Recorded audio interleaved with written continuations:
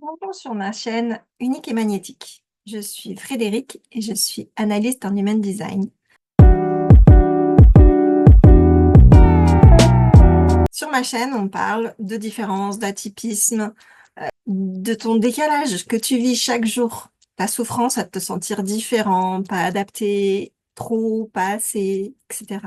Et on en parle. Donc là, aujourd'hui, je te propose un instant pour regarder les choses un peu différemment. C'est pas pour accuser, blâmer, mais pour comprendre et peut-être te libérer. Dans notre société, on apprend très tôt à rentrer dans un moule. On nous évalue, on nous classe, on nous compare. Peu à peu, on commence à croire qu'être différent, bah, c'est un problème. Pourtant, ce que certains appellent trop, pas assez ou bizarre, bah, c'est souvent ce qui fait ta richesse.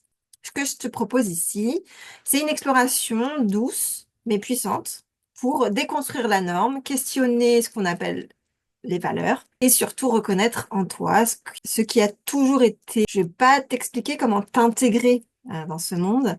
Je vais plutôt t'inviter à t'habiter toi pleinement, à revoir ta différence comme un code unique et précieux et profondément utile dans un monde en pleine mutation. Je sais pas toi, mais moi, à l'école, je rentrais pas tellement dans le moule. Je comprenais pas trop ce qu'on me demandait. J'essayais de répondre aux questions, j'essayais de comprendre, j'essayais de m'intégrer, j'essayais de vraiment profondément, j'essayais d'être comme tout le monde, de pas faire de vagues, mais c'était plus fort que moi, en fait, ça débordait de moi et je contrôlais pas la vision que les autres pouvaient avoir de moi. Pour moi, l'école républicaine, comme on l'appelle en France, c'est l'égalité de traitement, la liberté d'apprendre et la fraternité, le fait de passer du temps ensemble, etc. Donc on retrouve en fait les trois valeurs de la France, liberté, égalité, fraternité. Quand on creuse un petit peu ces notions, pour moi, il y a des choses qui sont pas vraiment correctes. Donc, par exemple, quand je vous parle de égalité de traitement, il faut que tout le monde ait accès à la même qualité de contenu, qu'il y ait des programmes qui soient les mêmes pour tous, la même base dans toutes les écoles, etc. OK, ça part d'un bon sentiment, mais l'égalité ne fait pas forcément que chaque être humain qui suive cette école de la même manière soit des personnes qui soient égales. Alors, je m'explique. Quand je parle de l'égalité, moi, dans ma tête, je vois ça. Ça, c'est l'égalité. Tout le monde est sur le même petit podium, mais du coup, selon ta taille, eh ben, tu vois ou tu ne vois pas. Cette base qu'a l'école de dire les mêmes contenus pour tout le monde, chaque année on revoit cette base, etc. Ça part d'un bon sentiment, mais l'effet, c'est que tout le monde n'a pas la même chose au final. Alors que l'équité, bah, c'est donc avoir des façons de faire différentes, avoir une façon de présenter les choses différentes selon les enfants et selon leurs capacités, fait que à la fin, on arrive à avoir cette égalité.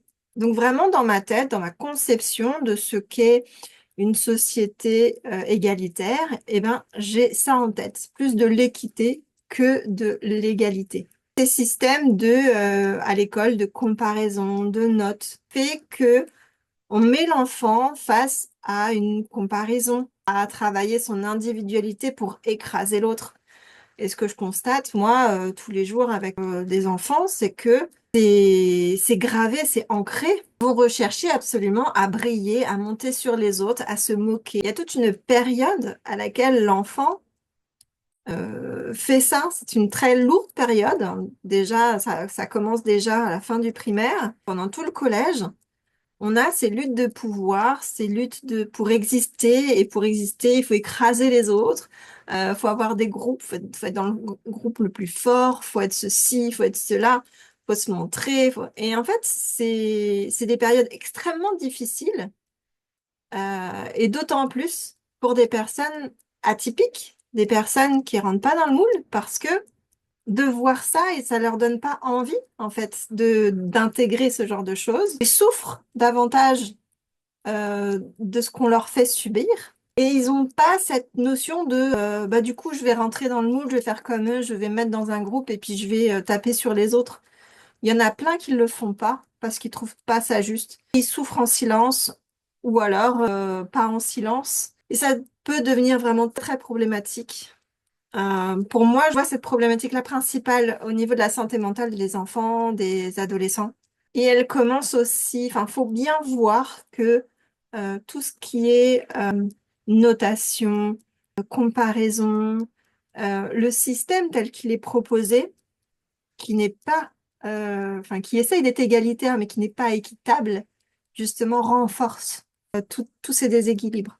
Quelque part, on va encourager l'individualisme, on va encourager le fait de montrer ce qu'on est capable, d'aller au-delà de nos limites, ces choses-là sont valorisées, mais à quel prix en fait? À quel prix? Et tous ceux qui ne se battent pas, qui ont un repli sur eux, qui ne se sentent pas la force de le faire, etc., vont être du coup classés comme faibles par rapport à d'autres qui arrivent à sortir la tête de l'eau. Et c'est pas une faiblesse de ne pas rentrer dans le système de comparaison, d'être plus fort que les autres, etc. Dans ces luttes de pouvoir, moi je le vois pas du tout comme une faiblesse. C'est pas une faiblesse. Moi je trouve ça, je trouve qu'il y a une injustice vraiment très très grande à se dire que bah, ceux qui ne suivent pas, eh ben tant pis, c'est les faibles. Non, il n'y a pas des forts et des faibles.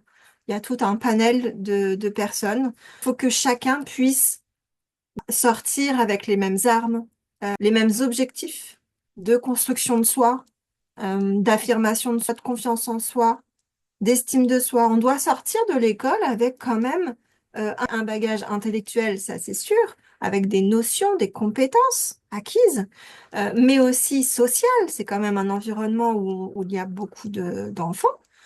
Donc, il faut ressortir avec des compétences sociales. Et il y en a, en fait, toute cette période-là, c'est vraiment quelque chose, ils subissent, c'est lourd, ça abîme leur connaissance d'eux-mêmes et leur estime d'eux-mêmes, leur confiance en eux, etc.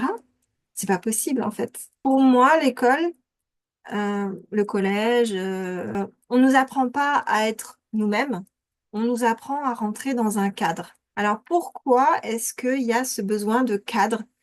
Auquel il faut absolument adhérer. Eh bien, pour enseigner à un panel de personnes, souvent, ce qu'on me rétorque quand je dis qu'il faut faire plus d'individualité dans ce collectif, on va me dire, oui, mais moi, je peux pas être derrière un enfant, j'ai tout le reste du groupe à gérer. On a expérimenté durant ces centaines d'années des pédagogies différentes. Quand je vois que je me souviens d'un pédagogue qui, après la guerre, qui avait été gazé, qui était tellement fatigué que finalement il ne pouvait pas faire un cours magistral. Et du coup, il a dû organiser sa classe pour qu'il y ait plus d'autonomie. Et donc, il a mis en place le journal, les autocorrections, tout un tas de systèmes où ça ne demandait pas qu'il se déplace trop, qu'il fasse trop utiliser sa voix parce qu'il fatiguait très très vite. Et toutes ces expériences de différents pédagogues qu'on maintenant on étiquette pédagogue, c'est d'utiliser tous les savoirs qu'on a eus, différents, ça nous apporte des solutions. Alors évidemment, quand moi on me rétorque, oui, mais on peut pas faire de l'individualité dans un collectif, je dis, bah si, mais il faut changer la façon de faire totale. Il faut organiser les choses d'une manière différente, ce qui est un traitement lourd, surtout avec des classes qui sont surchargées, qui sont... Donc après, il faut qu'il y ait faut qu'on mette de l'argent aussi dans cette éducation qu'on porte à l'enfant. On n'investit pas assez dans l'école, dans tout ça. C'est pourtant un énorme budget, mais ça fait comme une grosse machine qui a du mal, en fait, à évoluer, à avancer, à être avec son temps, parce que la société, forcément, elle évolue, mais les systèmes ont du mal à suivre le mouvement et à évoluer avec eux. Donc la différence, ça dérange, du coup. On est dérangé par cet enfant qui n'arrive pas à suivre. On est dérangé par cet enfant qui fait du bruit pendant que les autres essaient de suivre. On est dérangé par ces enfants qui n'arrivent pas à se contrôler. des enfants qui n'arrivent pas à gérer leurs émotions ou des enfants qui ont besoin de plus de temps. Euh, donc du coup, cette différence, c'est un peu un grain de sable dans un engrenage et c'est pris comme tel. Donc du coup, on cherche à lisser au maximum les comportements et les attentes qu'on a auprès des enfants parce que tu mets un petit grain de sable et c'est tout qui se casse la gueule. Et si ce petit grain de sable, c'est ces comportements atypiques, c'est les choses qui te dérangent, étaient finalement de comprendre que cette sensibilité, cette différence apporte réellement quelque chose pour nous questionner sur ce que l'on veut apporter. Et c'est aussi un moyen d'évolution qui est très important. On fait un petit peu le topo sur l'évolution de l'homme à travers le temps. On se rend compte que ce sont les erreurs, ce sont les personnes un peu atypiques, les personnes qui ont une autre vision qui vont faire évoluer les choses. C'est évident que si on prend des engrenages, pour que ça fonctionne, il faut qu'il y ait toujours le même mouvement et tout ça. Et s'il y a le moindre petit truc qui change, la machine ne peut pas tourner.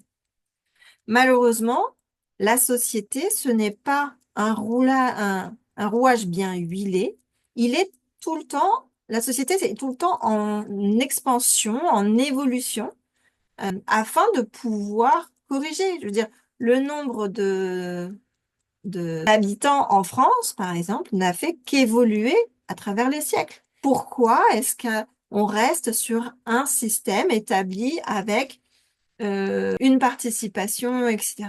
Il faut qu'on puisse évoluer avec ces changements qui arrivent au fur et à mesure. Malheureusement, aujourd'hui, ce qu'on voit, c'est que les gens s'ancrent sur bah, ça fonctionnait avant, pourquoi ça ne fonctionne plus? Et ils s'accrochent tellement à cette vision-là bah, qu'ils refusent toute différence et toute chose qui vient mettre ce petit grain de sable dans leur rouage. Donc vraiment, ça, je le vois dans la société actuelle. C'est vraiment, on voit que la différence, ça dérange.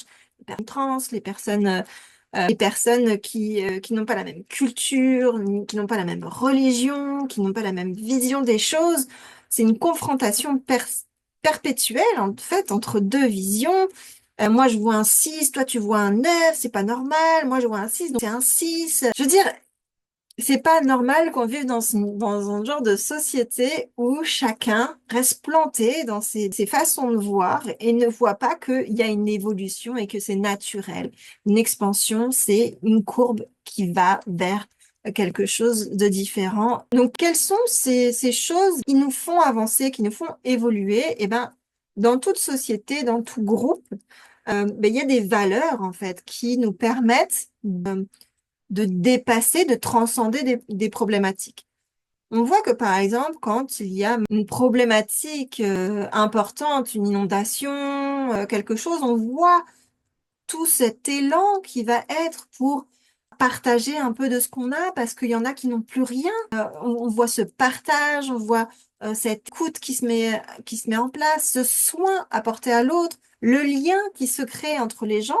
Ça veut dire que dans l'adversité, ce qui sauve, c'est le partage, c'est l'écoute, c'est le soin, c'est le lien. C'est pas l'individualisme, le repli sur soi, le je garde tout, etc. Il faut qu'il y ait ce déploiement vers l'autre. C'est ce qui fait qu'une société peut évoluer et quelque part penser ses plaies, guérir, passer à autre chose, retransformer, réhabiliter ou reconstruire avec des choses différentes derrière. Donc c'est ça en fait, c'est ces valeurs-là de beauté, de coopération, plutôt que la compétition. La compétition, ça va t'apporter quoi, en fait? Alors que la chaleur humaine, les gens qui viennent t'aider, t'accompagner, la compétition n'a rien à faire, en fait, dans ce système d'évolution, d'une société que tu vas offrir. Donc, ta gentillesse, ton partage, c'est ça qui est le plus important que par rapport à une note sur un bulletin.